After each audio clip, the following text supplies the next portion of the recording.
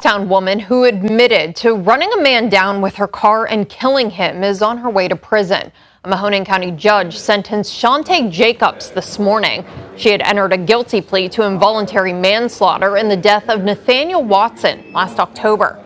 At the time, prosecutors said the victim was Jacobs' boyfriend. In court, his mother tearfully said she misses her son. The call came at 5:08 a.m. on October 15th, 2023. Youngstown police rushed to a residential street where they found 30-year-old Nathaniel Watson pinned beneath a vehicle, his body crushed and lifeless. The scene was chaotic, emergency responders working frantically while neighbors gathered in shocked silence, still in their pajamas, watching as dawn broke over this unexpected tragedy. What initially appeared to be a horrific accident quickly revealed itself as something far more disturbing. Security cameras from a nearby home had captured the moment, headlights suddenly swerving off the road, deliberately aiming for a figure walking along the sidewalk. The driver didn't stop after the initial impact.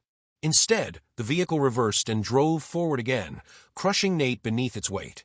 Behind the wheel sat 29-year-old Shanay Jacobs, Nate's girlfriend of 10 years and the mother of his children. In a matter of seconds, a decade-long relationship had ended in an explosion of rage, alcohol, and unprocessed trauma.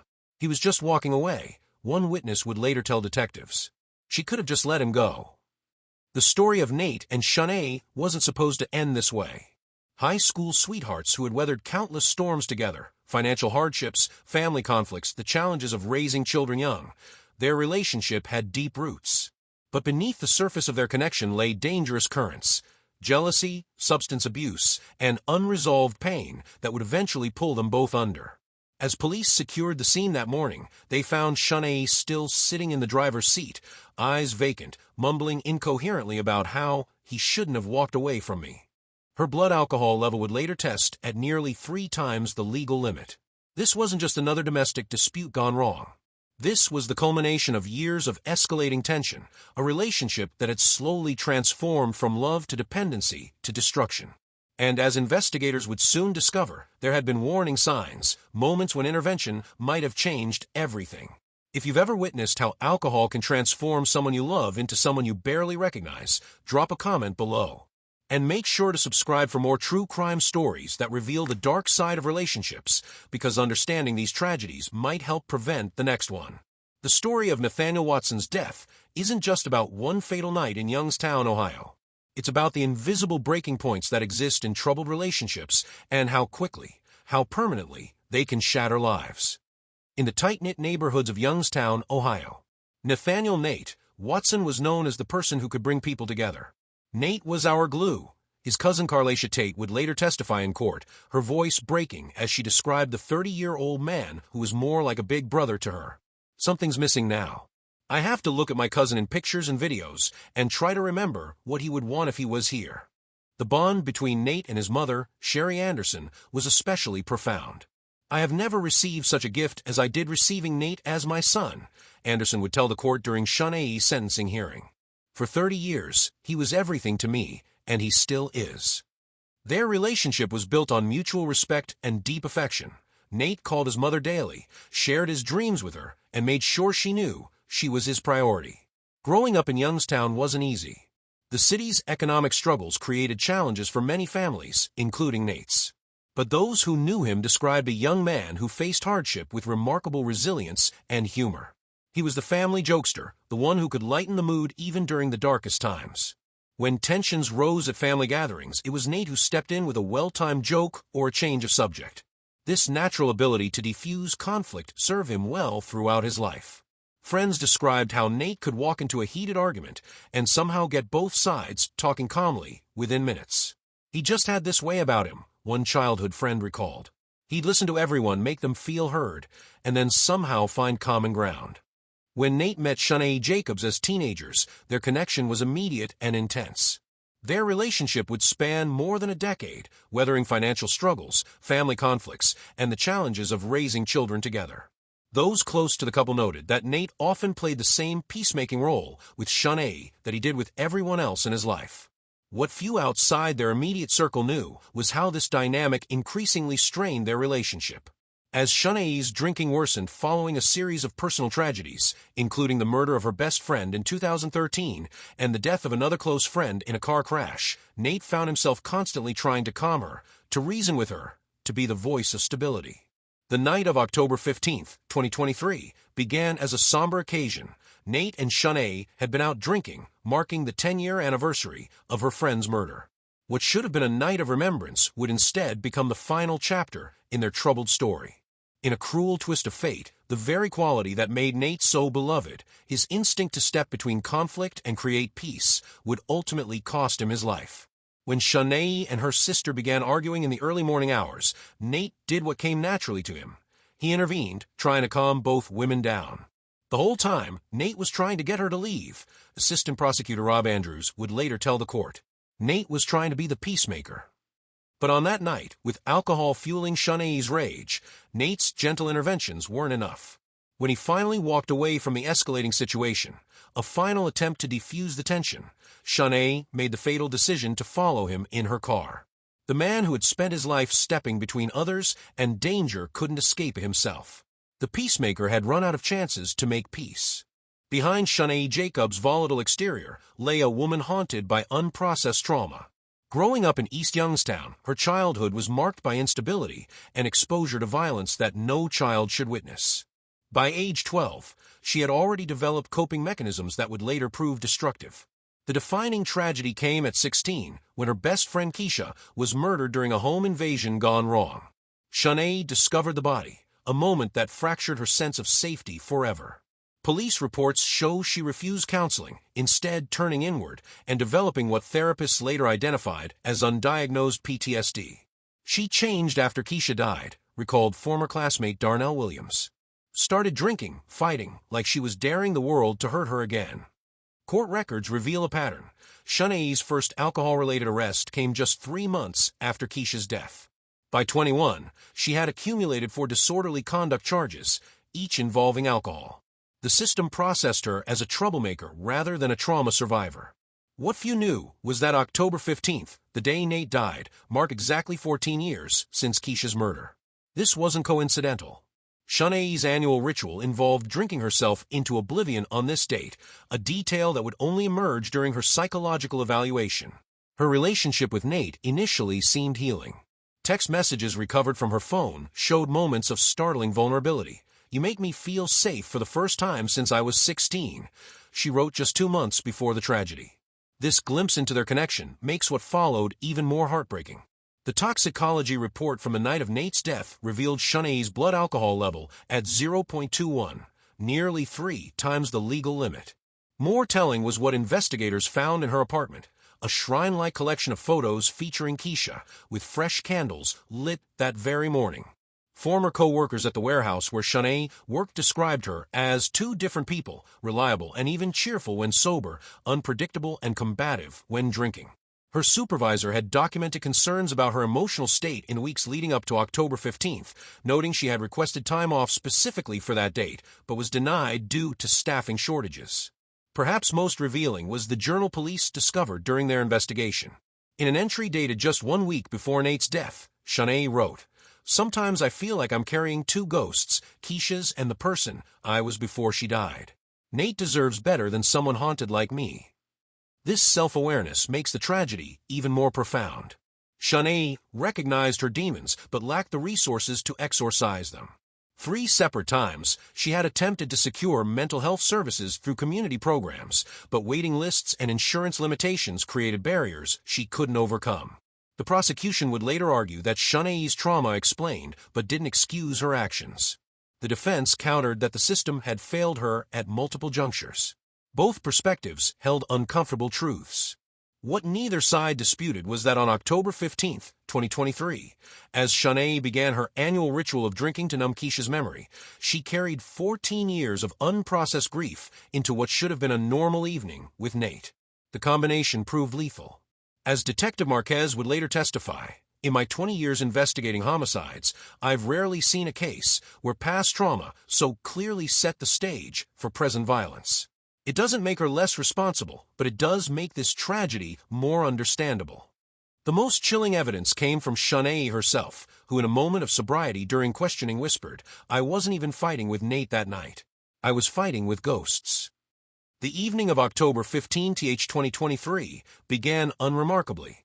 Security footage from Nate's apartment complex shows him leaving at 7:43 p.m., dressed in a Cleveland Browns jersey and jeans.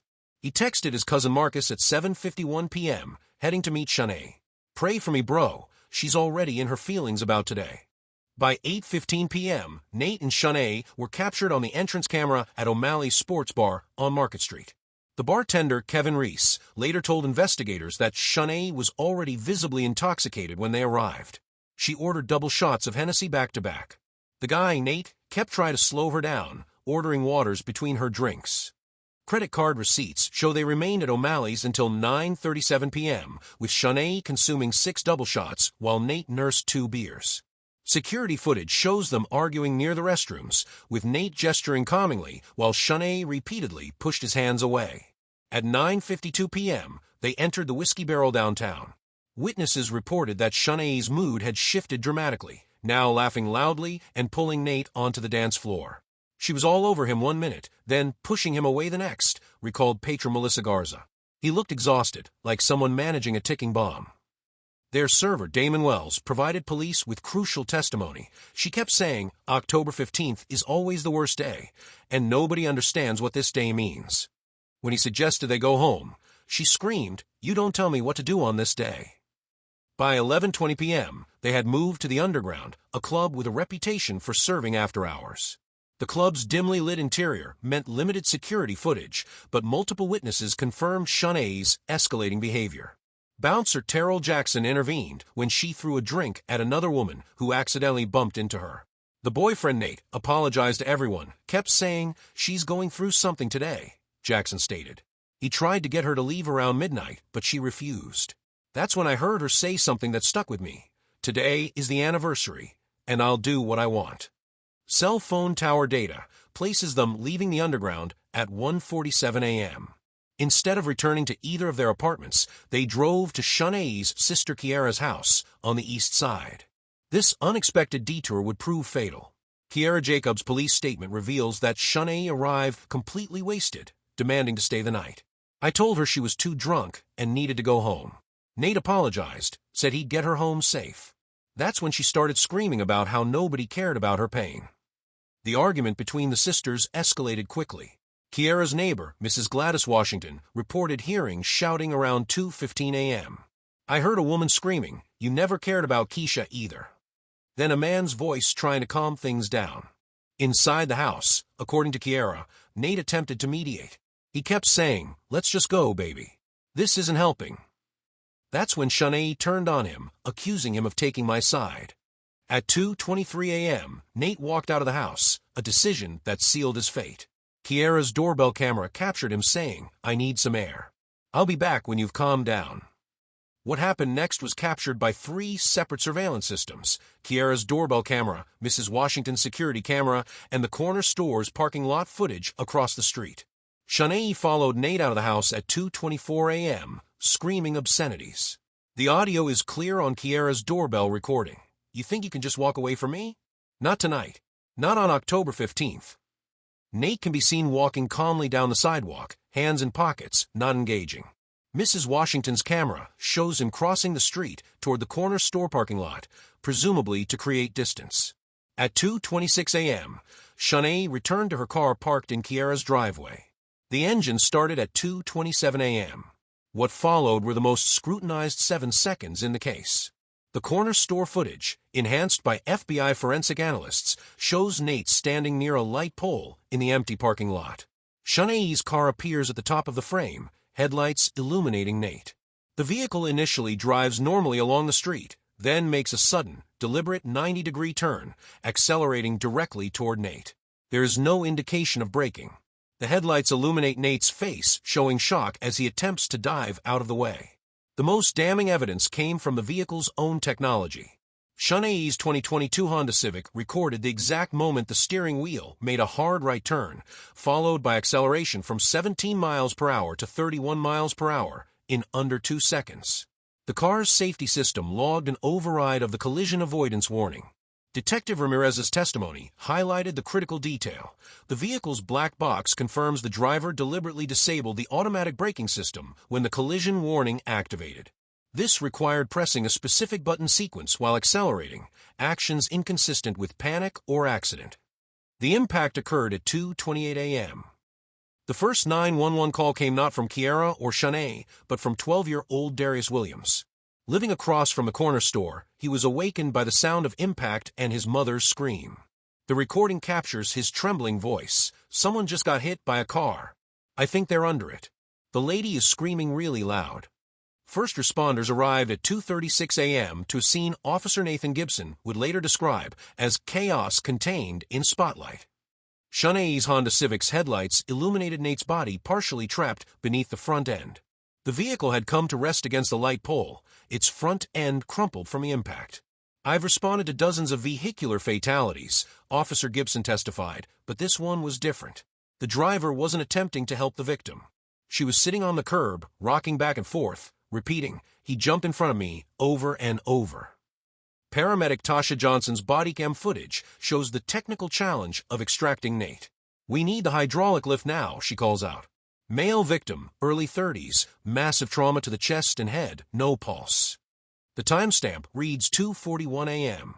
While medical personnel worked frantically to free and resuscitate Nate, Officers Gibson and Rodriguez separated Shanay from the growing crowd of onlookers. Their initial field assessment noted her bloodshot eyes, slurred speech, and the overwhelming smell of alcohol. The first critical twist in the investigation came during Shanay's field interview. Officer Rodriguez's body cam captured her initial statement, "He jumped right in front of me. We were arguing, and he just jumped out. I couldn't stop in time." However, when informed that the corner store had surveillance cameras, her story shifted. "I was just trying to scare him," she mumbled. "I wasn't going to actually hit him. I just wanted him to stop walking away from me." By 3:30 a.m., Detective Maria Suarez had arrived at the scene. Her first action was to secure the surveillance footage from 3 sources: the corner store, Mrs. Washington's home security system, and Kiara's doorbell camera. What she viewed in the store's back office changed the trajectory of the case. The footage contradicted Ms. Jacobs' statement entirely, Detective Suarez noted in her report. The victim made no sudden movements into the vehicle's path. Rather, the vehicle deliberately altered its course to intercept him. By dawn, the Youngstown Police Department had obtained a warrant for the vehicle's event data recorder, the automotive black box. Technician James Morales extracted the data at the impound lot at 10:17 a.m., providing the investigation's second major breakthrough. The data showed the driver accelerated from 17 to 31 miles per hour in the seconds before impact, Morales testified. More significantly, it recorded the manual override of the collision avoidance system 1.3 seconds before impact. This technical evidence transformed the case. What might have been charged as vehicular manslaughter while intoxicated became second-degree murder with the element of intent now provable. Meanwhile, the community response was immediate and overwhelming. By noon on October 16th, a makeshift memorial had formed at the crash site. Nate's co-workers from the Postal Service placed his mail carrier hat atop a growing pile of flowers and candles. The investigation took another turn when detectives interviewed Kiara Jacobs more thoroughly. Initially protective of her sister, Kiara's statement evolved after viewing the surveillance footage. "That's not an accident," she whispered, visibly shaken. "I know my sister. When she drinks, especially on October 15th, she becomes someone else. But this, I never thought she could do something like this." Perhaps the most haunting element came from Shanay's second interview, conducted at the station after she had sobered up. Detective Suarez employed a technique of showing the surveillance footage without comment, simply observing the suspect's reaction. The interrogation room camera captured Shanay's face crumpling as she watched herself deliberately turn the wheel toward Nate. "I don't remember doing that," she said, her voice barely audible. "That can't be me." But the most chilling moment came next. "If that's really what happened," she continued, looking directly at Detective Suarez, "then maybe I wanted to hurt him all along. Maybe October 15th just gave me the excuse." This statement became the cornerstone of the prosecution's case, an admission not just of the act, but potentially of premeditation. As news of the case spread through Youngstown, public opinion divided sharply. Some saw a cold-blooded killer who used her trauma as an excuse. Others recognized a broken woman whose untreated mental health issues had finally erupted in 7 seconds of irreversible violence. What do you think about Shanay's changing story? Was this a deliberate act or a tragic accident fueled by alcohol? Comment below with your thoughts and hit that like button if you want to see more cases like this. The Mahoning County Courthouse became the stage for what District Attorney Michael Brennan called a case that defies simple categorization. The preliminary hearing on November 3, 2023, drew unprecedented public attention with lines forming outside the courthouse before dawn. Judge Eleanor Simmons presided as prosecutors presented their evidence, the surveillance footage, vehicle data, and Shanay's evolving statements. The defense, led by Public Defender Aisha Montgomery, faced an uphill battle against the technical evidence. The state has established probable cause, Judge Simmons ruled, for the charge of second-degree murder. Additional charges included vehicular homicide, driving under the influence, and reckless endangerment. What followed was a masterclass in legal strategy by Montgomery, who had built her reputation defending complex cases involving mental health. Rather than dispute the facts, she focused on undermining the element of intent necessary for a murder conviction. The first significant defense victory came during a December 7th evidentiary hearing. Montgomery revealed that responding officers had failed to administer a field sobriety test or breathalyzer at the scene, a critical procedural error. The officers made a judgment call based on Ms. Jacobs' obvious intoxication, testified Sergeant Wilson. Given the severity of the situation, we prioritized securing the scene and gathering witness statements. Montgomery seized on this admission. So you determined my client was intoxicated enough to affect her judgment, but not intoxicated enough to properly document for court proceedings? This oversight created the case's most significant legal twist. Without quantifiable evidence of Shanay's blood alcohol level at the time of the incident, the prosecution couldn't definitively establish her degree of impairment, crucial for determining mental state and intent. By January 2024, plea negotiations had begun in earnest. The prosecution, concerned about proving intent beyond reasonable doubt without the sobriety evidence, offered to reduce charges to voluntary manslaughter. This isn't about securing a conviction at any cost, DA Brennan told reporters. It's about achieving justice that acknowledges both the tragic loss of Mr. Watson and the complex circumstances surrounding Ms. Jacobs' actions. The defense countered with a request for involuntary manslaughter, arguing that Shanay's extreme intoxication and emotional state on the anniversary of her friend's death constituted diminished capacity. Court documents reveal the back-and-forth negotiations that followed. The breakthrough came when Montgomery submitted Shanay's complete psychiatric evaluation, which detailed not only her PTSD from discovering Keisha's body, but also previously undiagnosed bipolar disorder. Dr. Elaine Cartwright, the court-appointed psychiatrist, testified that Shanay's condition, combined with alcohol, created a perfect storm of impaired judgment and emotional dysregulation. She stopped short of declaring Shanay incapable of forming intent, but emphasized that her capacity was significantly compromised. On February 15, 2024, Shanay accepted a plea deal, voluntary manslaughter with a sentencing range of 3 to 11 years, rather than the 15 to life she faced with the murder charge. The most dramatic moment came during a pretrial motion when Montgomery presented evidence that could have changed the entire trajectory of the case. Shanay's medical records from St. Elizabeth's Hospital, where she was examined after arrest, included a blood draw taken at 5:47 a.m., 3 hours after the incident. Even after 3 hours of metabolizing alcohol, Ms. Jacobs' blood alcohol content was 0.19, Montgomery argued. Retrograde extrapolation would put her level at the time of the incident well above 0.25, more than 3 times the legal limit and approaching levels associated with alcohol poisoning. Prosecutor James Donovan countered that the hospital draw was for medical purposes, not legal ones, and lacked the chain of custody necessary for court admission. Judge Simmons ultimately ruled it inadmissible, but acknowledged it would have been potentially case-altering evidence had proper procedures been followed. The sentencing hearing on March 22, 2024, transformed the clinical courthouse into a space of raw emotion. The gallery was divided between Nate's family in blue ribbons and Shanay's supporters in somber black. Assistant District Attorney Lisa Chun presented the state's recommendation. While we acknowledge Ms. Jacobs' mental health challenges, we cannot ignore that Nathaniel Watson lost his life due to her actions. The state recommends the maximum sentence of 11 years. Montgomery countered with a request for the minimum 3-year sentence, citing Shanay's lack of prior violent offenses and willingness to enter alcohol treatment.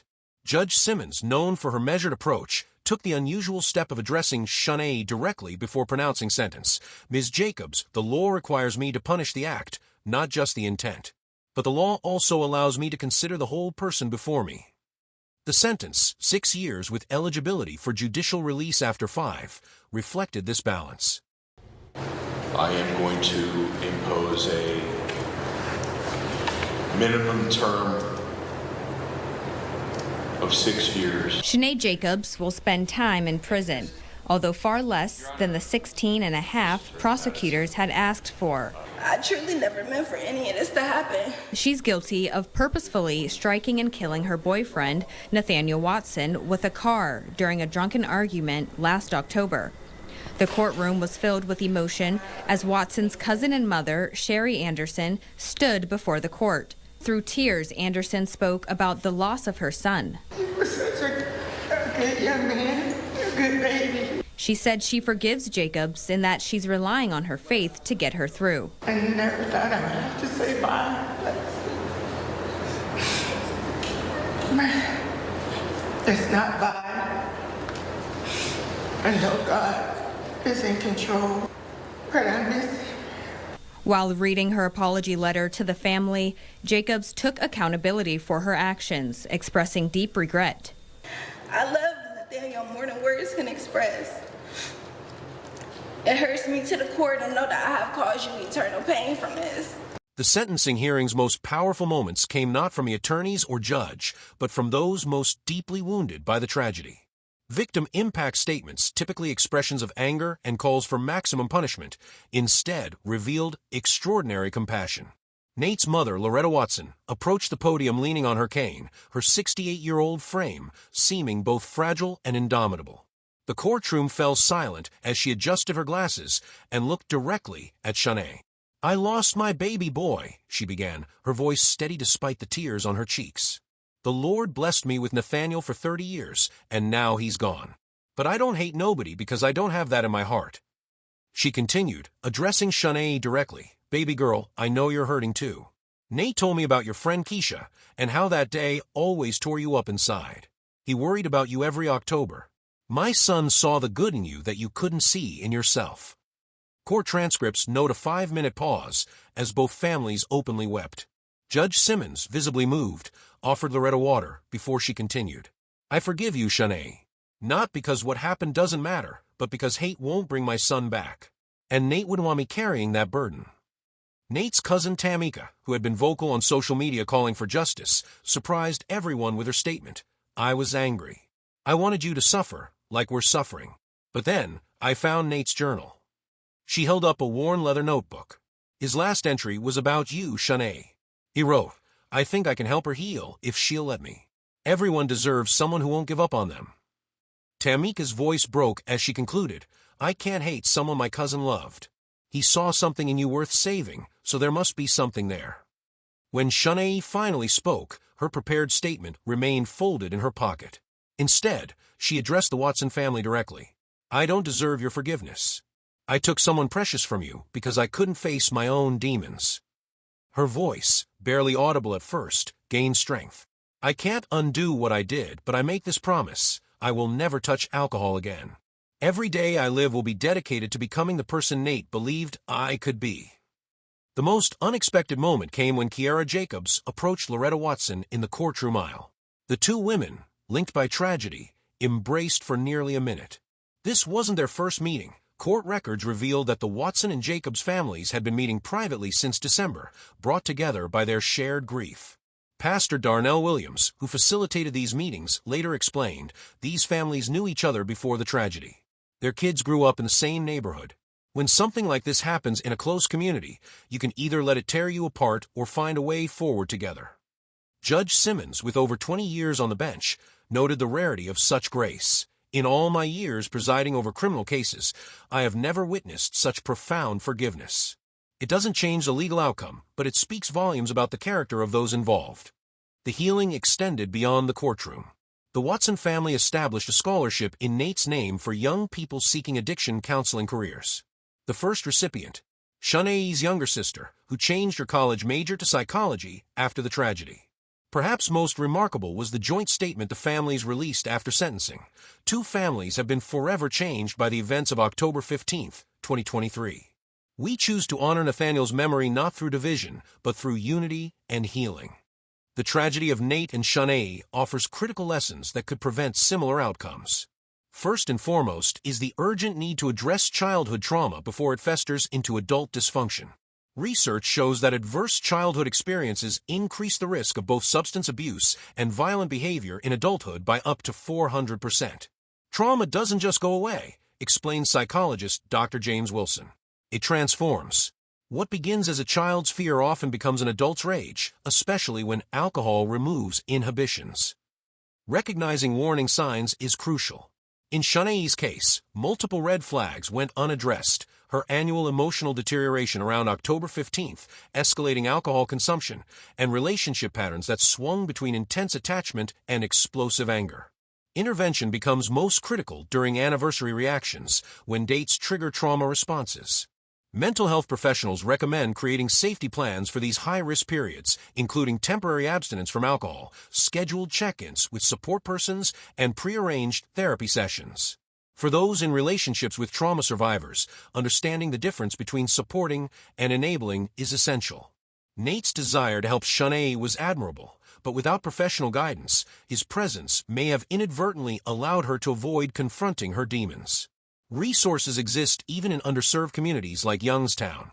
The National Trauma Hotline 1-800-985-5990 provides immediate crisis support. Organizations like SAMHSA offer sliding scale treatment options, while most communities have free support groups for both trauma and addiction. The most important preventative step remains destigmatizing mental health care. When communities treat psychological wounds with the same urgency as physical ones, tragedies like this become increasingly preventable. This tragedy could have been prevented with proper intervention. Do you know someone struggling with trauma or addiction? Share this video to spread awareness and subscribe for more stories that could save lives. In the early hours of October 15, 2023, two lives converged in tragedy. One ended, one forever altered. Nathaniel Watson, a man described by all who knew him as a peacemaker, lost his life trying to defuse a situation rooted in trauma that began long before he met Shanay Jacobs. The 7-year sentence Shanay received represents justice in legal terms, but no prison term can restore what was lost. For Nate's family, no punishment could fill the void left by their son, brother, and friend. For Shanay, no release date will free her from the knowledge of what she did. Yet amidst this darkness, unexpected light emerged. The grace shown by the Watson family defied conventional narratives about victims and perpetrators. Their choice to forgive wasn't about absolving Shanay of responsibility, but refusing to let hatred consume their own lives. Forgiveness doesn't mean forgetting, Loretta Watson explained in a recent interview. It means choosing to remember Nate for how he lived rather than just how he died. My son would want his death to mean something, to help others avoid the same path. This case forces us to confront uncomfortable truths, that trauma left untreated rarely stays contained, that substance abuse magnifies our worst impulses, that systems designed to help often fail those most vulnerable. It challenges us to see beyond simple narratives of good and evil to the complex humanity beneath. As Shanay wrote in her first letter from prison, "I took a life because I never learned how to heal my own." If anyone reading this recognizes themselves in my story, please get help before your pain hurts someone else. The memorial at the crash site has become permanent, a bench with Nate's postal carrier had engraved in stone. Beside it, a small plaque reads, "In memory of Nathaniel Watson. May his story inspire healing." Each October 15th, both the Watson and Jacobs families gather there, united in remembrance and hope. Perhaps the most powerful legacy of this tragedy is the conversation it started in Youngstown and beyond, about trauma, addiction, forgiveness, and the thin line between victim and perpetrator that runs through many lives touched by violence. As Judge Simmons noted in her final remarks, this case reminds us that behind every headline is a human story more complex than we initially assume. True justice isn't just about punishment, but about preventing the next tragedy before it occurs. If this story moved you, please hit that like button, share with someone who needs to hear it, and subscribe for more true crime stories that reveal important truths about human nature.